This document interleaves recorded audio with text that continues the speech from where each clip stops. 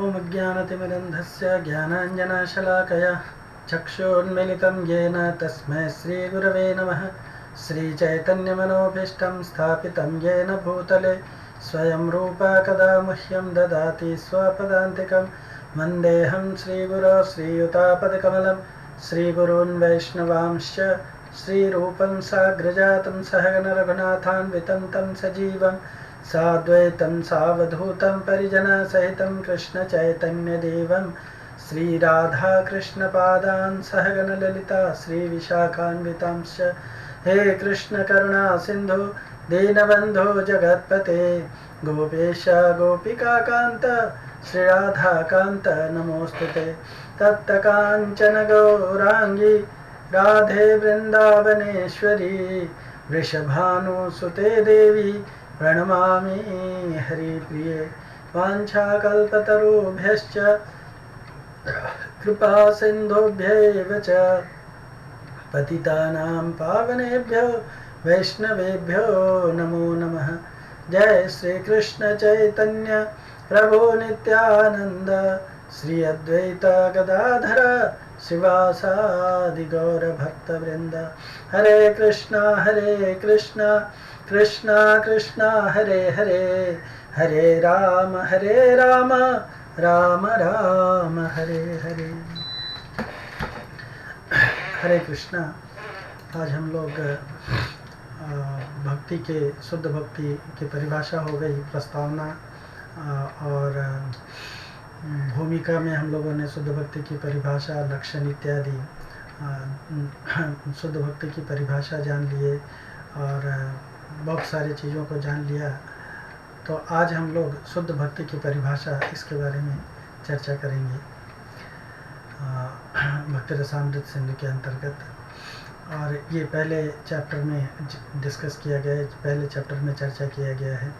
हम लोग केवल पूर्व का विभाग या पूर्वी किनारा जिसमें 19 चैप्टर है, केवल इसी चैप्टर्स को पढ़ेंगे।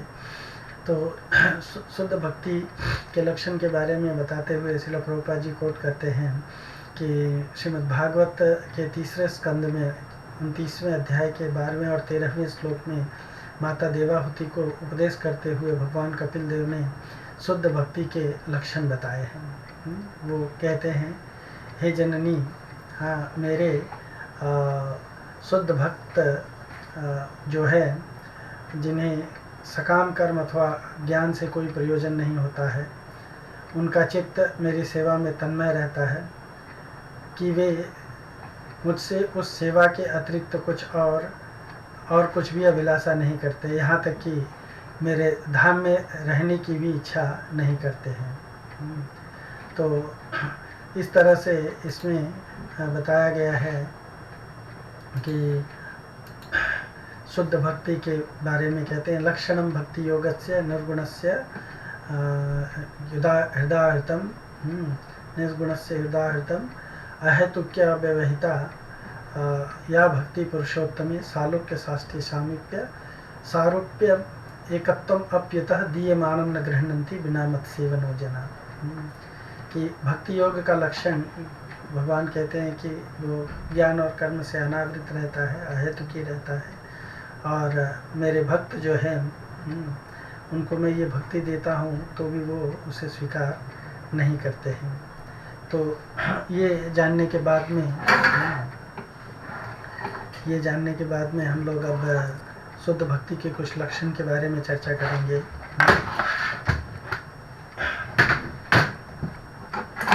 तो शुद्ध भक्ति के लक्षण के बारे में चर्चा करते हुए कहा गया है कि ये शुद्ध भक्ति जो है उत्तम भक्ति, श्रील रूप गोस्वामी उत्तम भक्ति के 6 लक्षण का वर्णन करते हैं।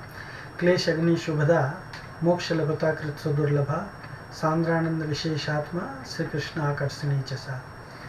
सो कहते हैं कि उत्तम भक्ति क्लेशों का नाश करने वाली तथा कल्याणों को प्रदान करने वाली है, मुक्ति को तुच्छ बना देने वाली, यह अतिशय कठिनता से प्राप्त होने वाली है। वह सांद्र आनंद विशेषात्मा है, अर्थात असमूर्ध्व आनंद से परिपूर्ण है और श्री कृष्ण को अपनी ओर आकृष्ट करने वाली है। सो इसे श्रील प्रभुपाद भक्ति रसामृत सिंधु में निम्न प्रकार से प्रस्तुत करते हैं। प्रभुपाद कहते हैं उत्तम भक्ति क्लेश अग्नि है, यानी सभी प्रकार के दुखों का नाश कर तुरंत राहत पहुंचाने वाली है। शुद्ध भक्ति या उत्तम भक्ति जो है ये शुभदा है, यानी समस्त कल्याणों को प्रदान करने वाली है, शुभ देने वाली है। और ये उत्तम भक्ति मोक्ष लभताकृत है, यानी मुक्ति को भी तुक्ष कर देने वाली है। और उत्तम भक्ति सुदुर्लभ है, बहुत कठिनाई से प्राप्त होने वाली है, आसानी से उपलब्ध नहीं होती है। उत्तम भक्ति सांद्रानंद विशेष आत्मा है, यानी असमूर्ध्व, जिसके समान उच्च और कुछ नहीं आता है, इसलिए इस तरह से असमूर्ध्व दिव्य आनंद प्रदान करने वाली है। और श्री कृष्ण आकर्षणीय है उत्तम भक्ति, यानी भगवान कृष्ण को आकर्षित करने वाली है। तो इस श्लोक में उत्तम भक्ति की विशेषता का संक्षेप में वर्णन किया गया है और भक्ति को 3 प्रकारों में विभाजित किया गया है, साधन भक्ति, भाव भक्ति और प्रेम भक्ति। तो उत्तम भक्ति के 6 विशेषण में से पहले 2 विशेषण अर्थात क्लेश अग्नि और शुभदा साधन भक्ति के अंतर्गत आते हैं या साधन भक्ति के लक्षण हैं, और दूसरे 2 अर्थात मोक्ष लघुताकृत और सुदुर्लभा भाव भक्ति के तथा सांद्रानंद विशेष आत्मा और श्री कृष्ण आकर्षणी, ये 2 प्रेम भक्ति के लक्षण हैं। तो जिस तरह से भक्ति साधन भक्ति, भाव भक्ति और प्रेम में है, तो ये 6 लक्षण 2-2 करके, इनके मिला करके 2-2 लक्षण को मिला करके और ये 6 लक्षण होते हैं। तो साधन भक्ति के द्वारा भाव भक्ति उदित होती है, और भाव भक्ति गाढ़ होने पर या सघन होने पर प्रेम भक्ति का नाम धारण करती है। साधन भक्ति के गुण क्लेशों का नाश करना तथा कल्याण को प्रदान करना भाव भक्ति में भी रहते हैं, है ना। यानी भाव भक्ति के स्टेज पर पहुंचने के बाद में भी भक्ति का ये गुण है कि वो क्लेशों का नाश करेगी और कल्याण को प्रदान करने वाली होती है। उसी तरह भाव भक्ति के सभी 4 गुण क्लेश अग्नि, शुभदा, मोक्ष लघुताकृत, सुदुर्लभा, प्रेम भक्ति के में उसके गुण सांद्रानंद विशेष आत्मा और श्री कृष्ण आकर्षणी के साथ विद्यमान रहते हैं। तो यानी प्रेम भक्ति में ये सारे 6 के 6 गुण विद्यमान रहते हैं। तो क्लेश अग्नि ये क्या है, एक एक करके हम इन 6 लक्षण के बारे में चर्चा करते हैं। क्लेश अग्नि या क्लेश हारिणी भी कह सकते हैं इसे। तो दुखों से राहत साधन भक्ति का गुण है ना। दुखों से राहत, जब व्यक्ति साधन भक्ति का आरंभ करता है तो धीरे धीरे उसके समस्त दुखों से उसको राहत मिलने लगती है। दुखों से राहत भक्ति के क्लेश हारिणी स्वरूप का वर्णन करने के पूर्व श्रील रूप गोस्वामी क्लेश के कारण और यानी दुखों के कारण और उनके विभिन्न प्रकारों की चर्चा करते हुए बताते हैं, क्लेशास्तु पापम तद बीजम अविद्या चेति ते त्रिधा। कहते हैं कि क्लेश 3 प्रकार के होते हैं, पाप, पाप का बीज और अविद्या। तो इनमें पाप 2 प्रकार का होता है, प्रारब्ध पाप और अप्रारब्ध पाप। अप्रारब्ध भवेत् पापम प्रारब्धम चेति तद्विधा। हाँ, तो प्रारब्ध जो होता है वो 2 प्रकार का होता है, अप्रारब्ध और प्रारब्ध, इस तरह से 2 प्रकार का होता है, ये पाप है। तो अविद्या या अज्ञान जो है वो पाप का मूल है, जिससे पाप का बीज प्रकट होता है और पाप में क्रिया का कारण बनता है। तो एक बार पाप कर्म होने पर वह अप्रारब्ध या अप्रकट पाप के रूप में विद्यमान हो जाता है। जैसे हम जमीन में बिया लगाते हैं, सीड लगाते हैं, तो सीड जो है वो कुछ दिन के लिए अप्रकट हो जाता है, दिखता नहीं है, पर धीरे धीरे बाद में जब उसको अनुकूल वातावरण मिलता है तो वो फिर वो जर्मिनेट होता है। तो उसी तरह से जब एक बार पाप कर्म हो जाता है तो वो पहले अप्रारब्ध या अप्रकट होता के पाप के रूप में विद्यमान हो जाता है, और जब वह परिपक्व होता है तो वो प्रकट के रूप में या प्रारब्ध के रूप में प्रकट हो जाता है, जो दुखों का कारण परिलक्षित करता है। तो अप्रारब्ध पाप जब तक प्रारब्ध पाप के रूप में प्रकट नहीं होता है तब तक वह कूट अर्थात विजत्व के उन्मुख पाप के रूप में अर्थात पाप करने की प्रवृत्ति के रूप में विद्यमान रहता है, और अनुकूल परिस्थिति के प्राप्त होते ही पाप कर्म के रूप में वो प्रवृत्त हो जाता है। तो ये एक साइकिल बन जाता है, एक विशियस साइकिल बन जाता है ना। सो ये स्टार्ट कहाँ से होता है, इसका इग्निशन होता है, इसका स्टार्ट होता है अविद्या से या अज्ञान से। और अज्ञान के कारण व्यक्ति जो है वो पाप करता है, तो पाप बीज बन जाता है। पाप बीज का अच्छा अर्थ है कि पाप करने की इच्छा, पाप करने की टेंडेंसी जो है वो डेवलप हो जाती है। तो जब पाप करने की इच्छा या पाप करने की टेंडेंसी डेवलप होती है तो व्यक्ति पाप कर्म करता है। और जब वो पाप कर्म करता है तो पाप कर्म दो प्रकार का होता है, एक अप्रारब्ध और एक होता है प्रारब्ध।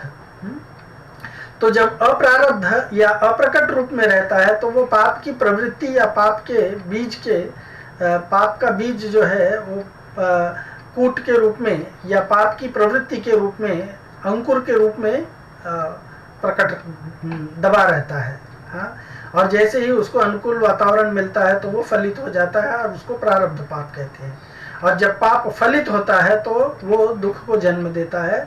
तो इस तरह से ये अविद्या से स्टार्ट होकर के एक विशियस सर्कल के रूप में चलता है। जैसे आप लोगों ने कभी कभार देखा होगा, कंप्यूटर में एल्गोरिदम लिखते हैं, है ना। प्रोग्रामर्स लोग जो है वो एल्गोरिदम बनाते हैं पहले, कि पहले ये काम करो, ये काम करो, ये काम करो, और ये काम अगर नहीं होता है तो यहाँ चले जाओ, और फिर अगर ये काम होता है तो यह करो, यह करो, यह करो, अगर ये नहीं होता है तो यहाँ चले जाओ, फिर ये करो, इस तरह से। तो उसी तरह से ये पाप का बीज जो है, अज्ञान जो है, वो पाप के बीज के या पाप की इच्छा के रूप में प्रकट होता है, फिर पाप कर्म में परिणित होता है। पाप कर्म में परिणित होने के बाद में वो अप्रारब्ध यानी पाप की प्रवृत्ति के रूप में, अंकुर के रूप में छुपा रहता है। और जब जैसे ही उसको अनुकूल माहौल मिलता है तो वो पाप के फल के रूप में या फलित पाप के रूप में प्रकट हो जाता है, जो दुख का फल प्रोड्यूस करता है। तो इसको कैसे समझेंगे, इसको समझने के लिए एक एक शब्द को समझिए। अविद्या क्या है?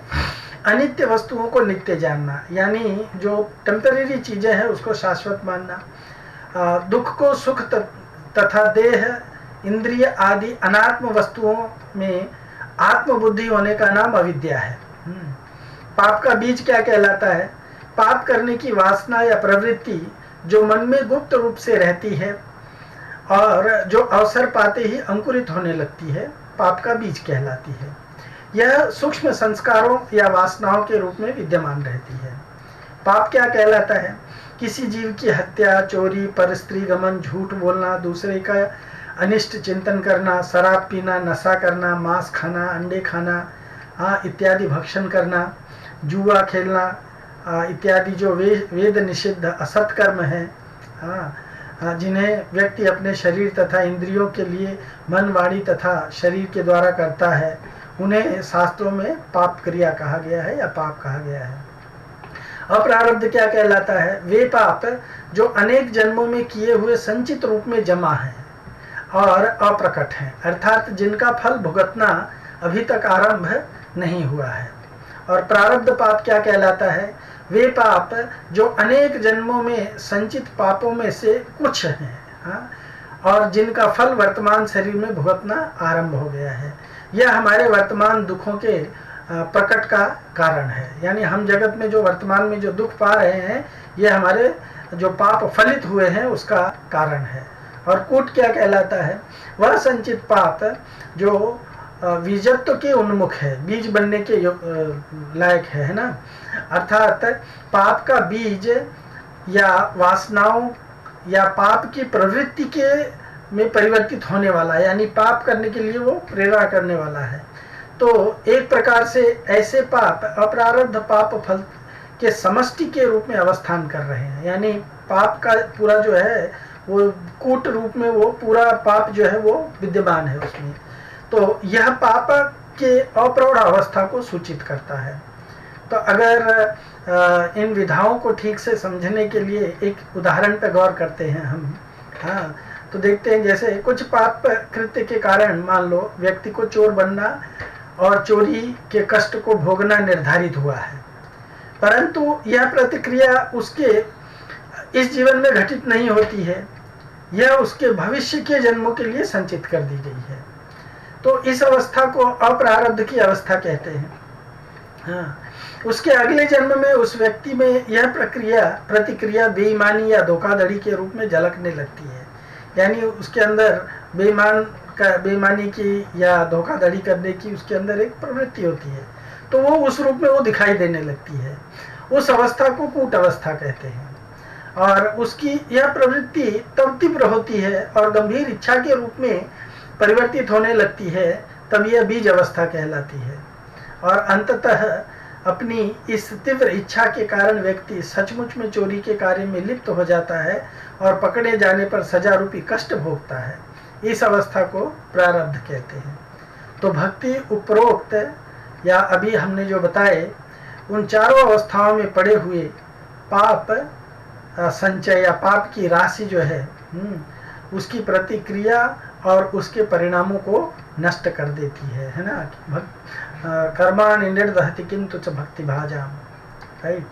तो भक्ति किस प्रकार से विभिन्न अवस्थाओं में पड़े हुए पाप कर्मों और उनके परिणामों का नाश करती है, श्रील रूप गोस्वामी शास्त्रों का उदाहरण देकर के समझाते हैं। प्रभुपाद जी ने भी इसको बताया है कि भक्ति किस प्रकार से अप्रारब्ध पाप का हरण करती है।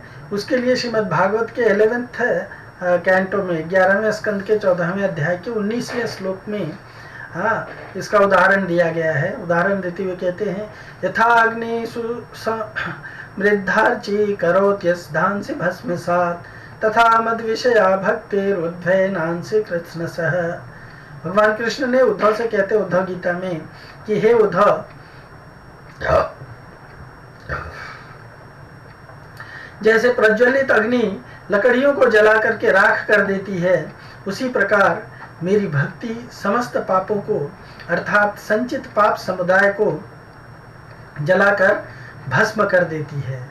भक्ति से यहाँ श्रवण कीर्तन आदि भक्ति अभिप्रेत है। श्रवणम कीर्तनम स्मरणम वंदनम अर्चनम दास्यम साख्यम आत्मनिवेदनम, ये सब कहा गया है। श्रीमद् भागवत के 3 स्कंद के 33वें अध्याय के 6वें श्लोक का उदाहरण देकर के बताते हैं कि भक्ति किस प्रकार या किस तरह से प्रारब्ध हरत्व है, यानी प्रारब्ध के स्टेज पे पड़े हुए पाप को भी नष्ट कर देती है या कर्म को नष्ट कर देती है। इसमें लिखा गया है, यन्नामधेय श्रवणानुकीर्तनाद्य प्रहरणादात् स्मरणादपि क्वचे स्वादोपि सद्य सवनाय कल्पते कुतः पुनस्ते भगवन्नुदर्शनात्। ये श्लोक माता देवाहुति भगवान कपिल देव के प्रति, अपने पुत्र के प्रति कहती हैं। माता देवाहुति ने भगवान कपिल देव के प्रति कहा है कि हे भगवान, आपके नाम का श्रवण कीर्तन करने से तथा कभी कभी आपको नमस्कार करने या स्मरण करने से कुत्ते का मांस खाने वाला चांडाल भी जब तुरंत सोम यज्ञ करने वाले ब्राह्मण के समान पूजनीय हो सकता है, फिर आपका दर्शन करने वाला व्यक्ति कृतकृत्य हो जाता है, इसमें कहना ही क्या है। यानी भक्ति अप्रारब्ध पाप का नाश करती है। इस विषय को श्रील रूप गोस्वामी जी पद्म पुराण से उद्धरण करते हुए कहते हैं, प्रारब्ध पाप का नाश करती है और अप्रारब्ध पाप का नाश भक्ति कैसे करती है। तो पद्म पुराण से उदाहरण देते हुए कहते हैं, अप्रारब्ध फलम पापम कूटम बीजम फलोन्मुखम क्रमेणैव प्रलीयन्ते विष्णु भक्तिरात्मना। जिनकी आत्मा श्री कृष्ण में लीन है या समर्पित है, उनके अप्रारब्ध फल कूट बीज या फलोन्मुख पाप क्रमशः विनष्ट हो जाते हैं। तो यानी जो व्यक्ति भगवान कृष्ण की भक्ति करता है, भक्ति आरंभ कहाँ से, सेवन मुखी ही जिह्वा दो। भगवान की सेवा जो है, भक्ति कहाँ से आरंभ होती है, स्ट्रेट कहा गया, आगे चल करके हम इसको और भी पढ़ेंगे, है ना। कहा गया है कि सर्वोपाधि निर्मुक्तम तत्प्रत्वेन निर्मलम ऋषिकेन ऋषिकेश सेवनम भक्तिर उच्यते। तो सभी इंद्रियों को भगवान की सेवा में लगाना, युज करना, ये भक्ति का आरंभ कहलाता है। तो सबसे पहला जिह्वा जो है, सेवन मुखी ही जिह्वा आदो, जिह्वा से भगवान की सेवा आरंभ होती है। जिह्वा से दो कार्य होता है, भगवान का नाम का या भगवान का लीला गुण इत्यादि, नाम का कीर्तन करना, लीला गुण इत्यादि का उच्चारण करना, और मुख जिह्वा से भगवान का उच्चिष्ट प्रसाद का सेवन करना। सो ये क्या कहा गया है, कहा गया हम लोग भगवान का जब प्रसाद ग्रहण करते हैं तो ये स्मरण करते हैं ना, है ना। महाप्रसादे गोविंदे नाम ब्राह्मण वैष्णवे स्वल्प पुण्य वृतम राजन विश्वासो न वजायते।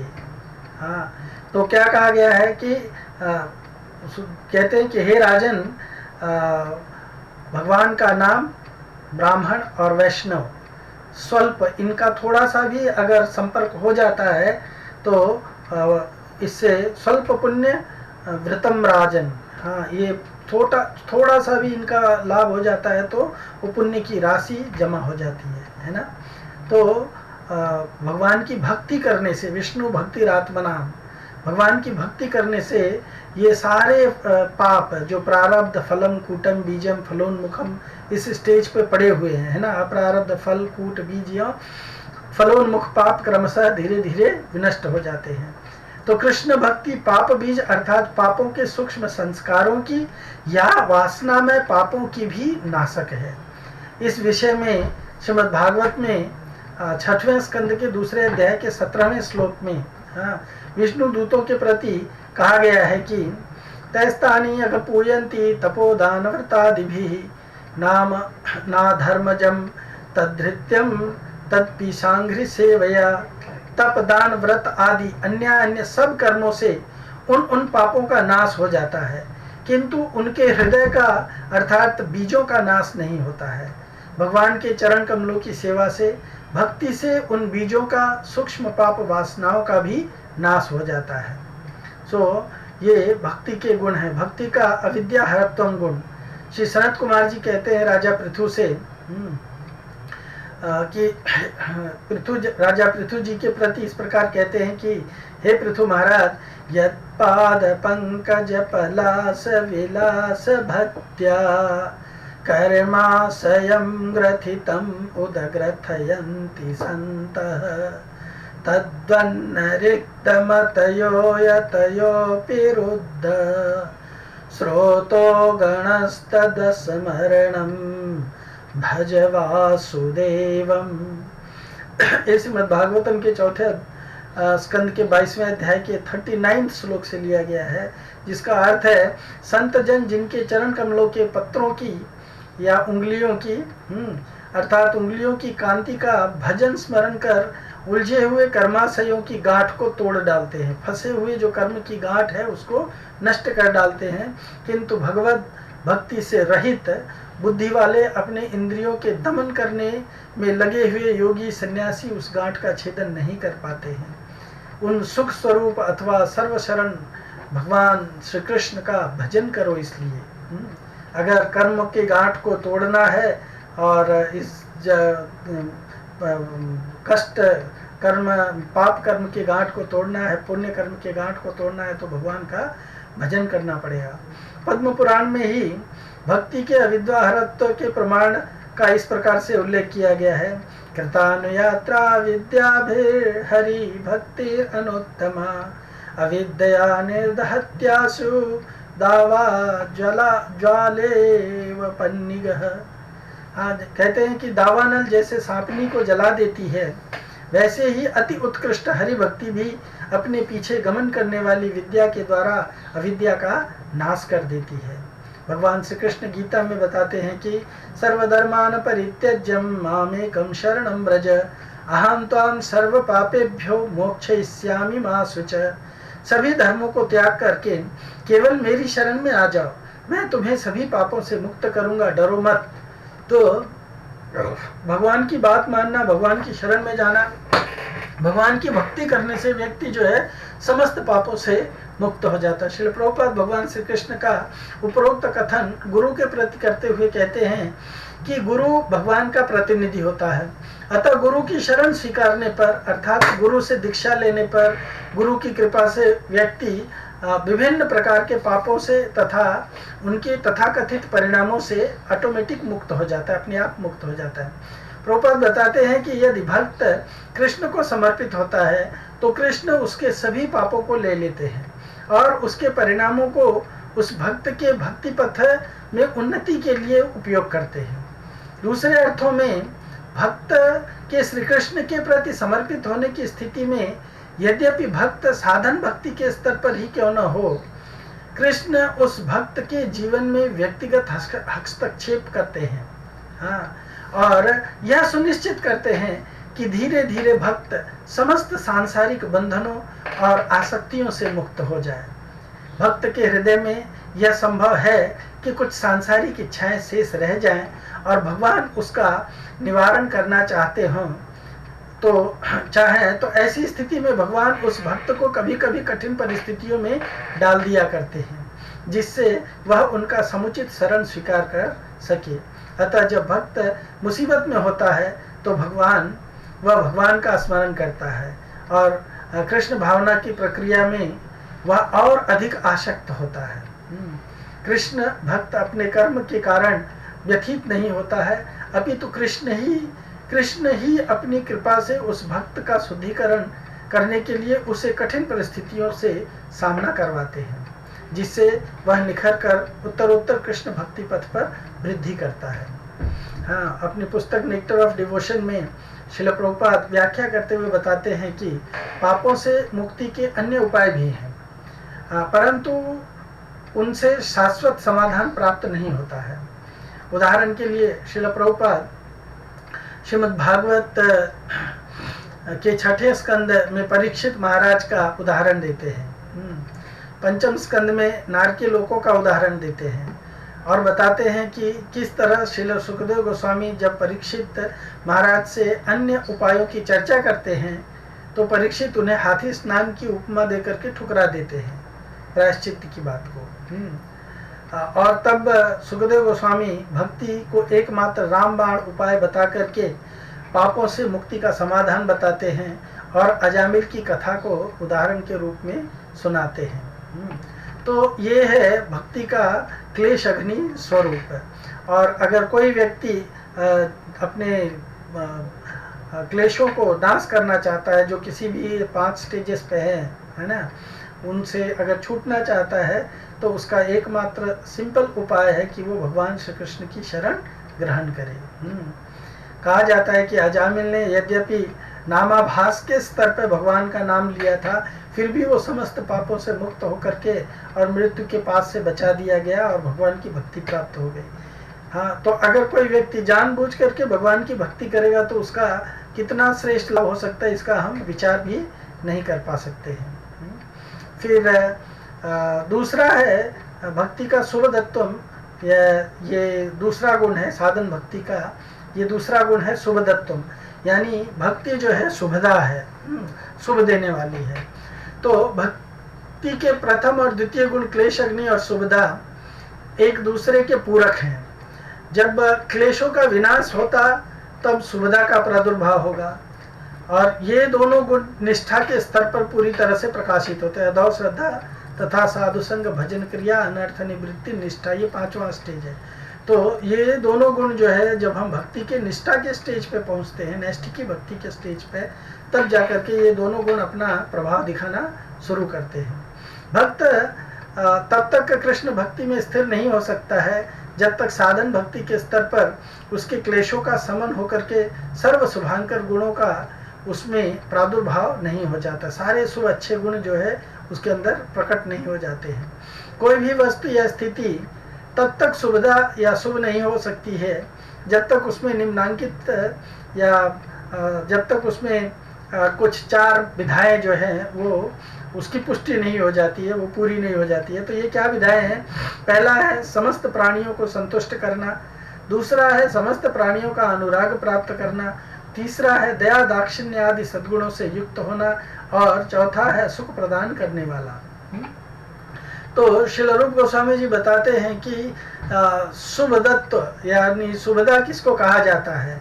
तो शुभानी प्रीणनम सर्वजगताम अनुरक्तता सद्गुणा सुखम इत्यादि आख्यातानि मनीषी भी, यानी जगत के समस्त प्राणियों को संतुष्ट करना, समस्त प्राणियों का अनुराग प्राप्त करना, दया दाक्षिण्य आदि सद्गुणों से युक्त होना तथा सुख, इन चारों को विद्वान लोग शुभ नाम से पुकारते हैं। तो भगवत भक्ति चारों प्रकार के शुभों को प्रदान करने वाली है।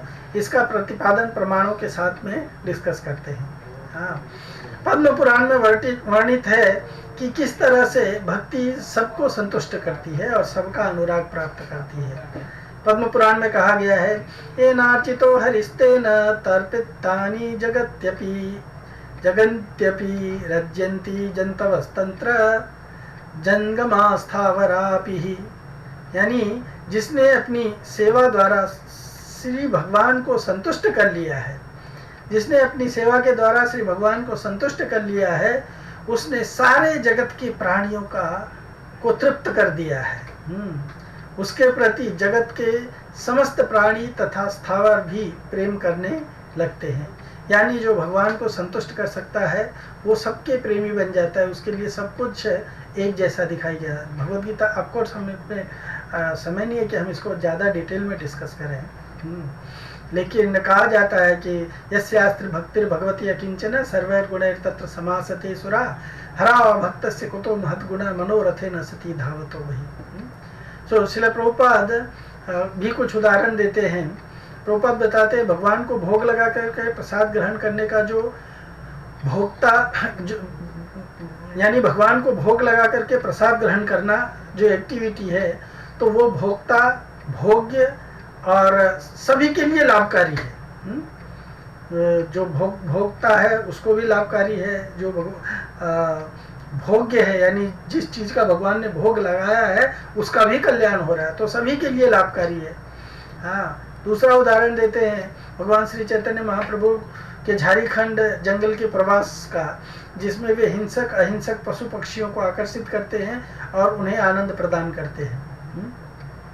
यानी भगवान जब हरिनाम गाते हुए जा रहे हैं तो शेर, भालू, चीता, बंदर, बिल्ली, हाँ, पक्षी सब के सब उसकी ओर आकर्षित होते हैं और सब हिरण और बाघ जो है एक दूसरे के साथ में गले से गला मिला करके नृत्य करते हैं। ये है उदाहरण कि किस तरह से भक्ति जो है सबके लिए शुभ है। हाँ, और सब कोई उसमें इन्वॉल्व हो जाता है। रसिकानंद प्रभु का एग्जाम्पल दिया है प्रभुपाद जी ने, जो एक पागल हाथी को जिसको उन्होंने इनिशिएट करके उसका नाम गोपाल दास दे दिया, तो पागल हाथी को जो है उन्होंने बदल दिया हरि नाम कीर्तन से या भक्ति करने से। और भगवान श्री चैतन्य महाप्रभु छोटे थे तो एक कुत्ते के बच्चे को जो खेल रहे थे उसके साथ, उस कुत्ते के बच्चे को भगवान ने वैकुंठ धाम प्राप्त करवा दिया। क्योंकि वो कुत्ते का बच्चा जो है उसने कुछ नहीं किया, जस्ट भगवान से आकर्षित हो गया और वो भगवत धाम चला गया। तो इस तरह के अनेक उदाहरण दिए गए हैं, इसको आप स्टडी कर लीजिए। श्रीमद् भागवत के 5वें स्कंद में 18वें अध्याय के 12वें श्लोक में भक्ति के प्रभाव की पुष्टि की गई है कि भक्ति किस तरह से प्रभाव करती है। तो यहाँ पे यही बताया गया, देखिए, ये शास्त्र भक्तिर भगवती अकिंचन सर्वैर्गुणैर तत्र समासते सुरा हरा भक्तस्य कुतो महद्गुणा मनोरथे न सती धावतो बही। जिसकी श्री भगवान के प्रति अकिंचन विशुद्ध भक्ति है, उसमें देवताओं के समस्त गुण आकर के निवास करते हैं। परंतु भगवान श्री कृष्ण का जो भक्त नहीं है और जिसका मन सदा सांसारिकता की तरफ दौड़ता रहता है, उस व्यक्ति में महान गुण कहाँ से आ सकते हैं। जगाई मधाई, जगाई मधाई जब भगवान का नाम लेने लगे, केवल भगवान नाम ले रहे थे, उनको उन्होंने अप्रिशिएट कर दिया, तो भगवान की कृपा से सभी प्रकार के पाप, ऐसा कोई पाप नहीं है जो जगाई मधाई ने नहीं किया है, पर वो सब पापों से मुक्त होकर के आज जगाई मधाई की समाधि है मायापुर में, और लोग वहाँ उनके दर्शन करने जाते हैं, उनको फूल अर्पण करते हैं, उनसे प्रार्थना करते हैं कि हमें भगवान की भक्ति दिलाओ। ये जगाई मधाई का अगर आप चैतन्य चरितामृत में चरित्र पढ़ेंगे तो ये ऐसे बदमाश थे कि जिन्होंने ऐसा जगत में कोई पाप नहीं है जो इन्होंने नहीं किया हो, पर हरि नाम ने इनका भी उद्धार कर दिया। इसलिए नरोत्तम दास ठाकुर भजन में गाते भी हैं, है ना, जगाई जगाई जगाई मधाई है तो मुझ लग हिस्टा, नहीं ये वाला नहीं, इसमें कहते हैं ना कि जगाई मधाई जो है तार साक्षी जगाई मधाई, हरि हरि विफले जन्म गुनाई। ये वाले भजन में लिखते हैं तार साक्षी जगाई मधाई, कि भक्ति किस तरह से लोगों का परिवर्तन कर देती है, उनके विचार को, आचार को, उनके चरित्र को परिवर्तन कर देती है। ये जगाई मधाई उसके उदाहरण है। उसी तरह से एक डाकू भक्त, जिसने श्रीनिवास और नरोत्तम दास ठाकुर, श्यामानंद पंडित, नरोत्तम दास ठाकुर, श्रीनिवास आचार्य, ये जब पुस्तक लेकर के जा रहे थे वितरण करने के लिए बंगाल और उड़ीसा में, तो उसने रास्ते में उन पुस्तकों को हड़प लिया था और बाद में वही श्रीनिवास प्रभु की कृपा से वो डाकू जो है वो भक्त बन गया और उसने बहुत सारे डाकुओं को भक्त बना डाला। तो ये है भक्ति का प्रभाव। मृगारी की कथा तो आप जानते ही हैं, ये भी चैतन्य चरितामृत में वर्णित है। हाँ, कि नारद ऋषि जंगल में से जाते हुए देखते हैं कि एक कोई सब जगह अधमरे हुए, आधे बाणों से बिद्ध, बाणों से छिदे हुए, आधा मरे हुए, तड़फते हुए पशु पक्षी चारों तरफ दिखाई दे रहे हैं। तो वो देखते हैं कि एक बहेलिया है, हाँ, एक शिकारी है जिसका नाम था मृगारी। हाँ, उसका नाम से ही पता चलता, मृग हरि, मृगों का दुश्मन। पर वो व्यक्ति नारद ऋषि से हरिनाम की दीक्षा लेता है और किस तरह से वो एक चींटी को भी मारना नहीं चाहता है, उसका इतना परिवर्तन हो जाता है। तो भक्ति में इतनी शक्ति है, हाँ, कि जो भगवान की भक्ति प्रेम से निस्वार्थ भाव से करेगा वो निश्चित रूप से उसके सारे चरित्र बदल जाएंगे और वो भगवान का एक शुद्ध भक्त बन जाएगा। सारे सद्गुण उसके अंदर आकर के विद्यमान हो जाएंगे। भक्ति के सद्गुणों की चर्चा करते हुए श्रील प्रभुपाद संयुक्त राष्ट्र की असफलताओं की भी चर्चा करते हैं और बताते हैं कि यह संस्था सबको हित करने में और सबको अपनी ओर आकर्षित करने में विफल रहा है। इसके विपरीत वो कृष्ण भावनामृत आंदोलन इस्कॉन का उदाहरण देते हैं। हाँ, आंदोलन से विश्व के प्रत्येक तबके के लोग आकर्षित और लाभान्वित हो रहे हैं। अतः श्रील रूप गोस्वामी एवं अन्य आचार्यगण इसके प्रचार और प्रसार का अनुमोदन करते हैं, क्योंकि यह सर्वश्रेष्ठ उपकारी कार्य है। एक बार लॉस एंजलिस में प्रातः भ्रमण के समय, सुबह भ्रमण करने के दौरान श्रील प्रभुपाद तमाम तरह के लोगों के साथ आदान प्रदान कर रहे थे और अपने व्यवहार से किसी न किसी प्रकार से प्रत्येक व्यक्ति को आनंद प्रदान कर रहे थे। उनमें से हर तरह के लोग थे, जैसे मंदिर के भक्त थे, वैज्ञानिक थे, व्यवसायी थे, ब्रह्मचारियों के अभिभावक भी थे, उनके पेरेंट्स भी थे। हाँ, सभी विभिन्न पार्श्वभूमि के लोग थे। हाँ, विभिन्न आयु वर्ग के लोग थे। आदान प्रदान के अंत में श्रील प्रभुपाद के सचिव ने टिप्पणी किया, श्रील प्रभुपाद, हर कोई आपसे प्रेम करता है। तब श्रील प्रभुपाद ने कहा कि हाँ, क्योंकि मैं उन सब से प्रेम करता हूँ। जो सुविधा का अर्थ है कि भक्त हर एक की भलाई करता है और सब लोग भक्त से प्रेम करते हैं। जैसे इनका एग्जाम्पल दिया जा सकता है, हमारे 6 गोस्वामी सब वृंदावन है ना, धीर अधीर जन प्रियो प्रिय करो निर्मत्सरो पूजितो। धीर अधीर सब लोग उनसे प्रेम करते थे, निर्मत्सर लोग भी उनसे प्रेम करते थे। क्यों? शुभानि प्रीणनम सर्व जगताम अनुरक्तता। क्योंकि शुभ जो होता है वो प्रियकर होता है, सभी के लिए अच्छा होता है ना। शुभानि प्रीणनम, और वो क्या है, सर्व शुभांकर क्या है, हरिनाम है, भगवान का लीला कथा है, भगवान का श्रवण कीर्तन इत्यादि है, भगवान की भक्ति है। तो ये सर्व शुभांकर गुण है, सर्व शुभांकर गुण है, इसका अनुमोदन यहाँ पे किया गया है। अब तीसरा है भक्ति का लक्षण सुखदा, यानी सुख प्रदत्तम। तो सुख 3 प्रकार का होता है, वैषयिक सुख, बाह्य सुख और ऐश्वर्य सुख। सुखम वैशिकम ब्राह्मेश्वर्यम चेति ते त्रिधा। सुख 3 प्रकार का है, वैषयिक सुख यानी विषयों से प्राप्त होने वाला सुख, और ब्रह्म सुख यानी ब्रह्मानुभव या मुक्तिजनक सुख, तथा ऐश्वर्य सुख या नित्य परमानंद का सुख। तो वैषयिक सुख क्या है? वैषयिक सुख है यह विषयों से प्राप्त होने वाला सुख है। योग मार्ग का सुख, जैसे अणिमा आदि सिद्धियों का सुख जो लोगों को आश्चर्य में डाल देती है, तथा कर्म मार्ग का सुख इस लोक तथा स्वर्ग आदि परलोकों के सुख से प्राप्त होता है, वैषयिक सुख कहलाता है।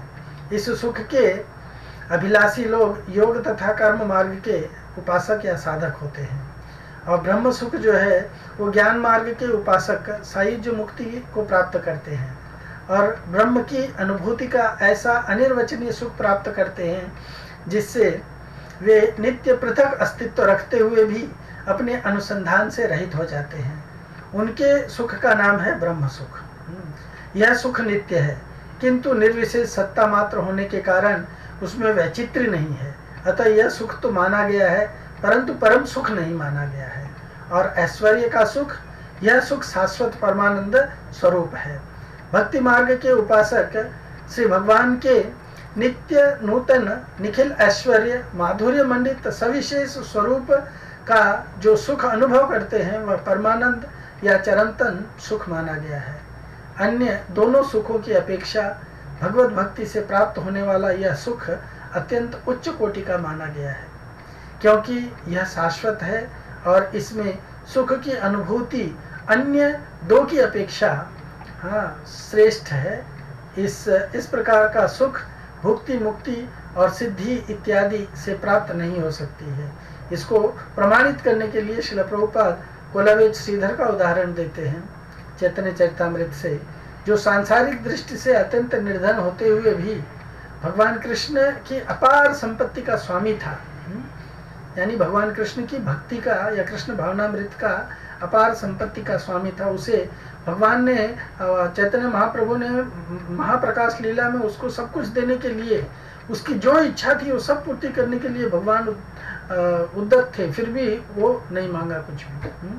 और दूसरा उदाहरण है सुदामा विप्र का। सुदामा विप्र भी जो है वो भी बड़ा निर्धन था, गरीब था, पर वो भगवान के सुख के लिए भगवान की भक्ति को छोड़ करके उसके मन में भगवान से और कुछ पाने की अभिलाषा इच्छा नहीं थी। यद्यपि उसकी पत्नी ने उसको भगवान के पास में भेजा द्वारका नगर में जाकर के कि कुछ मांग करके लेके आओ, फिर भी वो उससे आसक्त नहीं था, वो मांगा नहीं संकोचवश। क्योंकि वो भगवान की भक्ति को प्राप्त कर लिया था, तो उसे भगवान से और कुछ मांगने की क्या जरूरत थी। तंत्र शास्त्र में कहा गया है कि सिद्धया परमाश्चर्या भुक्तिर्मुक्तिश्च शाश्वती नित्यं च परमानंदो भवेद गोविंद भक्तितः।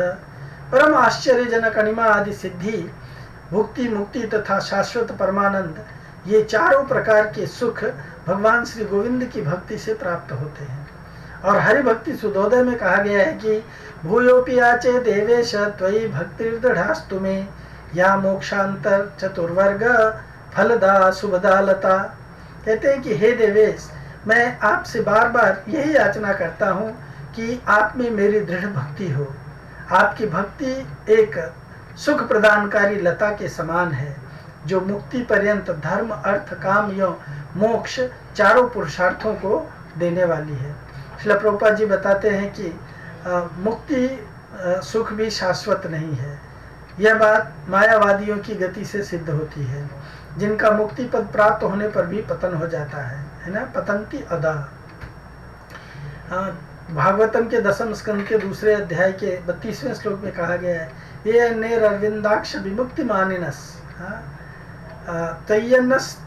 तयस्त भावाद विशुद्ध बुद्ध अविशुद्ध बुद्धय आरुह्य कृष्णेन परम पदम ततः पतन्ते अधो अनादृत युष्मद अंग्रह। यानी जो लोग भगवान के चरण कमलों का आश्रय नहीं लिए हैं, यद्यपि वे ब्रह्म के पद तक या ब्रह्म ज्योति तक ऊपर उठ जाते हैं, फिर भी वहां से वो चूंकि भगवान के चरण कमल का आश्रय नहीं लिए हैं, वहां से उनका पतन हो जाता है। आत्माराम श्लोक भी इसका एक प्रमाण है। आत्मारामश्च मुनयो निर्ग्रंथा अपि उरुक्रमे कुर्वन्ति हेतु किम भक्ति मित्थम रूप गुणो हरि ही। भगवान जी विभिन्न प्रकार के आत्माराम मुनि विशेष करके वे जो लोग मुक्ति मार्ग पर प्रस्थित हैं, यद्यपि हर प्रकार के सांसारिक बंधनों से मुक्त हैं, फिर भी भगवान के प्रति अहेतु की भक्ति करने के लिए आकृष्ट रहते हैं। इसका अर्थ यह है कि भगवान के में वे दिव्य गुण हैं, जिनसे वे निर्ग्रंथ मुनिजन के साथ साथ सभी को अपनी ओर आकर्षित कर लेते हैं। जैसे सुखदेव गोस्वामी अपनी माता के गर्भ से बाहर नहीं आ रहे थे, पर जैसे ही भगवान ने कहा तो वो बाहर आ गए और भगवान की भक्ति में लीन हो गए, है ना। सुख की अनुभूति विभिन्न स्तरों पर विभिन्न प्रकार की होती है। योग मार्ग के साधक अनिमा आदि सिद्धियों के सुख को प्राप्त करते हैं। साधन भक्ति के स्तर पर शुभदा के रूप में सुख की अनुभूति होती है। भाव भक्ति के स्तर पर मोक्ष लघुता कृत के रूप में सुख की अनुभूति होती है, और प्रेम भक्ति के स्तर पर सांद्रानंद विशेष आत्मा के रूप में सुख की अनुभूति होती है। तो इस तरह से हम लोगों ने क्लेश अग्नि शुभदा मोक्ष लघुता, क्लेश अग्नि और शुभदा ये साधन भक्ति के स्तर पर प्रकट होने वाले भक्ति के दो लक्षणों के बारे में चर्चा की है। और भाव भक्ति के स्तर पर प्रकट होने वाले मोक्ष लघुता कृत सुदुर्लभा और प्रेम भक्ति के स्तर पर प्रकट होने वाले सांद्र आनंद विशेषात्मा और श्री कृष्ण आकर्षणी, ये हम लोग अगले लेक्चर में चर्चा करेंगे। तब तक के लिए आपका बहुत बहुत धन्यवाद। Hare Krishna. Thank you so much.